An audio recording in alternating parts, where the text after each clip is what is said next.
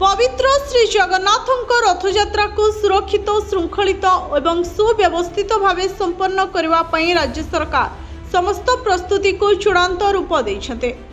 एही परिप्रेक्षी में शुक्रवार लोकसभा भवन में मुख्यमंत्री मोहन चरण माझी एक उच्चस्तरीय समीक्षा बैठक कर रथयात्रार समस्त व्यवस्थार अनुध्यान करछते।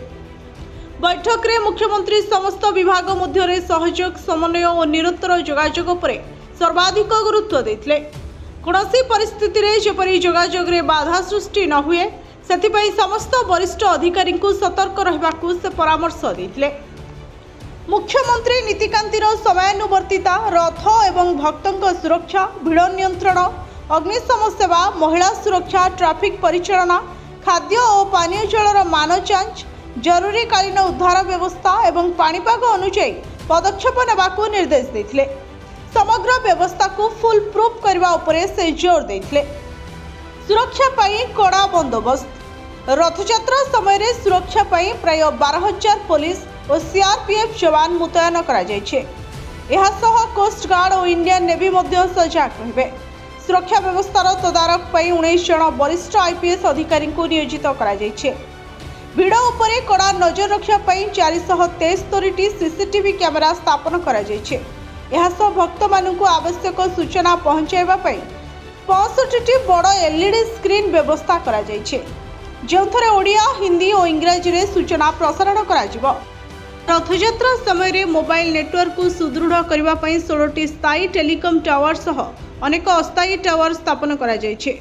भक्त मानकु तुरंत सूचना देवा पाई बल्क मेसेजिंग व्यवस्था मध्य करा जायछे। परिमल व्यवस्था को गुरुत्व देई एथर 1700टी बायो टॉयलेट स्थापन करा जायछे। प्रत्येक 5टी टॉयलेट पाई जड़े स्वेच्छासेवी को सफाई दायित्व दिया जायछे। सेहीपरि जरूरी स्वास्थ्य सेवा पाई 8टी अस्थायी हॉस्पिटल स्थापन करा जायछे। दिव्यांग और वयोज्येष्ठों पाई स्वतंत्र सुविधा दिव्यांग और वयोज्येष्ठ भक्त मानक सुविधा पाई गुंडीचा मंदिर रे हेल्प डेस्क खोला जिवो। भिड़ नियंत्रण पाई एकाधिक इवाक्यूएशन कॉरिडोर एवं समस्त सुरक्षा व्यवस्थार नियंत्रण पाई integrated command and control centre कार्यक्षम करा जायछे। 300 रु अधिक ट्रेन चलाचल करिबो। चलित वर्ष रथयात्रा अवसर रे पुरी को 300 रु अधिक स्वतंत्र और नियमित ट्रेन चलाचल करिबो। ट्रेन समय अनुसार भक्तों आगमन को दृष्टि रखी रेल स्टेशन ट्रैफिक और भिड़ परिचालन को अधिक सुदृढ़ करने को मुख्यमंत्री परामर्श देते।